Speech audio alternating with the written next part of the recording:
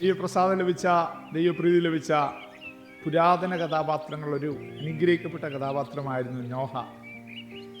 ആശ്വാസമെന്ന നോഹ എന്ന വാക്കിൻ്റെ അർത്ഥം ആശ്വാസമൊന്നും ഇല്ലാതിരിക്കുന്ന സന്ദർഭങ്ങളിൽ ലോകം മുഴുവനും പാപത്തിൻ്റെ വഷളത്വത്തിൽ നീങ്ങിക്കൊണ്ടിരിക്കുമ്പോൾ മാതാപിതാക്കൾക്കൊരു കാഴ്ചപ്പാട് ലഭിച്ചു. ഇവൻ നമ്മളെ ആശ്വസിപ്പിക്കും. അങ്ങനെയുള്ള ആ നോഹയ്ക്ക് ദൈവത്തിൻ്റെ കൃപ കൂടെ ലഭിച്ചപ്പോൾ, ദൈവത്തിൻ്റെ പ്രീതി ലഭിച്ചപ്പോൾ, ഹല്ലേലൂയയുടെ സാഹചര്യങ്ങളൊക്കെ അനുകൂലമാകുകയാണ്.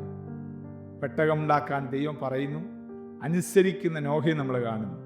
22-ാം വാക്യം 6-ാം അധ്യായം ഉൽപ്പത്തി പുസ്തകം. ദൈവം തന്നോട് കൽപ്പിച്ചതുപോലെയൊക്കെയും നോഹ ചെയ്തു, അങ്ങനെ തന്നെ അവൻ ചെയ്തു. ബൈബിളിനകത്ത് ഒരു വള്ളിക്ക് പോലും ഭയങ്കര പ്രാധാന്യമുണ്ട്, ഒരു പുള്ളിക്ക് പോലും ഭയങ്കര പ്രാധാന്യമുണ്ട്. അതിൻ്റെ ഇടയിൽ ഈ വാക്യം ശ്രദ്ധിച്ച്, ദൈവം തന്നോട് കൽപ്പിച്ചതുപോലെ ഒക്കെയും നോഹ ചെയ്തു, അങ്ങനെ തന്നെ അവൻ ചെയ്തു. എന്ന് വെച്ചാൽ അണുവിട തെറ്റാത്തൊരു മനുഷ്യൻ. ദൈവപ്രീതി നിലനിർത്തണം നിങ്ങൾക്ക് ആഗ്രഹമുണ്ടോ? ദൈവം പറയുന്ന വളരെ ചെറിയ കാര്യം പോലും വളരെ ഗൗരവത്തോടെ ഏറ്റെടുക്കാനും അത് പാലിക്കാനും എനിക്ക് നിങ്ങൾക്ക് കഴിഞ്ഞാൽ ദൈവത്തിന് പ്രീതി നമ്മുടെ മേൽ നിലനിൽക്കുമെന്ന് മാത്രമല്ല, അത് നമ്മളിലൂടെ അനേകരിലേക്ക് ആശ്വാസമായിട്ട് പരിണമിക്കുകയും ചെയ്യും. ഈ ഭാഗം നമ്മൾ പഠിച്ചാൽ ബൈബിളിലെ ആദ്യത്തെ ഹല്ലേലൂയ പെട്ടകത്തെക്കുറിച്ചാണ് നമുക്ക് കാണാൻ കഴിയുന്നത്. ഹല്ലേലൂയ, ഗോഫർ മരം കൊണ്ട് ഇത്ര അടി നീളം, ഇത്ര അടി വീതി, ഇത്ര അടി ഉയരം, ഹല്ലേലൂയ പെട്ടകം ഉണ്ടാക്കണമെന്ന് പറഞ്ഞു. ഹല്ലേലൂയ, അതുപോലെ അനുസരിച്ചു കേട്ടോ, അതുപോലെ ചോദ്യം ചെയ്യാതെ അനുസരിച്ചു. അവസാനം പക്ഷി മൃഗാദികളെ കയറ്റണമെന്ന് പറഞ്ഞു, കയറ്റി. അതുപോലെ അനുസരിച്ചു. ഭക്ഷ്യധാന്യങ്ങൾ കൈക്കൊള്ളണമെന്ന് പറഞ്ഞു, കയറ്റി കൊണ്ടു. ആമേൻ, അനുസരിച്ചു. ദൈവപ്രീതി നിങ്ങളുടെ മേലുണ്ടോ? ദൈവപ്രസാദം നമ്മുടെ മേലുണ്ടോ? നമ്മുടെ ചുറ്റുപാടത്തുള്ളവരാരും ദൈവത്തെ അനുസരിച്ചില്ലെങ്കിലും നമ്മുടെ വിഷയമല്ല, ഞാൻ ദൈവത്തെ അനുസരിക്കും.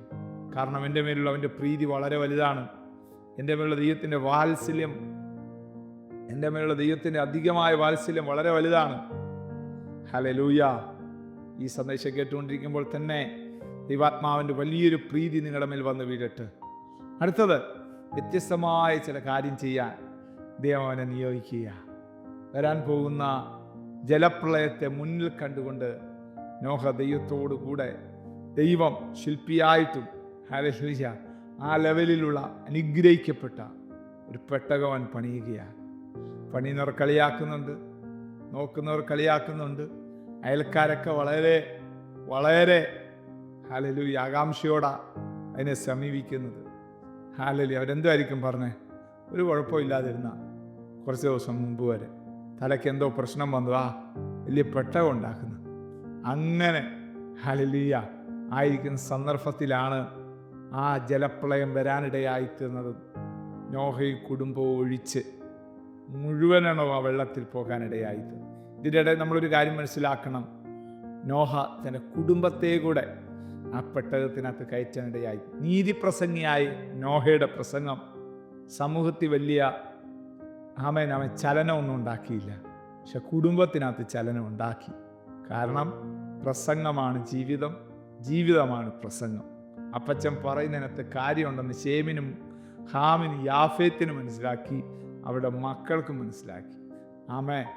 അങ്ങനെ ഓരോ മേഖലകളിലും ദൈവത്തിൻ്റെ മഹത്വം വെളിപ്പെട്ട് ദൈവത്തിൻ്റെ ആ ലക്ഷ്യപൂർത്തീകരണത്തിലേക്ക് നോഹ എത്തപ്പെട്ടെങ്കിൽ, പരിമിതമായ സാഹചര്യത്തിലാണ്, എല്ലാ പ്രതികൂലമായ സാഹചര്യത്തിലാണ്, ദൈവത്തിൻ്റെ കൃപ അവനെ നിഷ്കളങ്കനാക്കി ഓരോ കാര്യങ്ങൾ ചെയ്യാനായിട്ട് പ്രേരിപ്പിച്ചു, സഹായിച്ചു, അനുഗ്രഹമാക്കി തീർത്തതോർത്ത് നമുക്കും ദൈവത്തിന് നന്ദി പറയും. എന്തിനാ ഈ ബൈബിൾ കഥാപാത്രങ്ങളുടെ ഈ ജീവിത ഭാഗങ്ങളൊക്കെ ഇതിനകത്ത് എഴുതി വെച്ചേക്കുന്നത്? ഈ തലമുറയിൽ നാമും ദൈവത്തെ അനുസരിക്കാൻ തയ്യാറായാൽ ദൈവത്തിൻ്റെ കൃപ നമ്മുടെ മേലും ദൈവം പകർന്നു തന്ന് ജയാളികളായിട്ട് തല ഉയർത്തിപ്പിടിച്ച് അഭിമാനത്തോടെ യാത്ര ചെയ്യാൻ നമ്മളെ സഹായിക്കുമെന്നുള്ളതിൽ യാതൊരു സംശയമില്ല. ആ കർത്തൃകരങ്ങളിൽ ഈ പ്രഭാതത്തിൽ ഏൽപ്പിക്കാം. ഒരു ദൈവിക ഫേവർ നിങ്ങളുടെ മേൽ വന്ന് വീഴട്ടെ.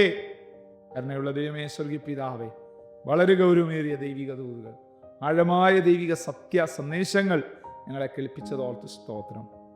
ഈ പ്രഭാതത്തിൽ ഈ സന്ദേശം കേൾക്കുന്ന എല്ലാവരുടെയും ജീവിതത്തിനകത്ത് ഭയങ്കരമായ ചലനങ്ങൾ ഉണ്ടാകട്ടെ, മാറ്റങ്ങൾ ഉണ്ടാകട്ടെ, ദൈവമഹത്വം വെളിപ്പെടട്ടെ.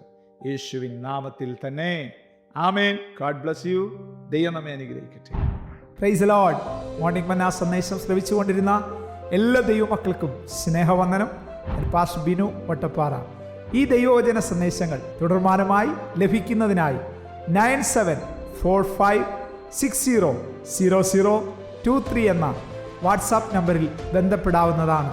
നമ്പർ ഒരു പ്രാവശ്യം കൂടി ആവർത്തിക്കുന്നു: 97 45 60 00 23. ദൈവം നമ്മേവരെയും അനുഗ്രഹിക്കട്ടെ. God bless you.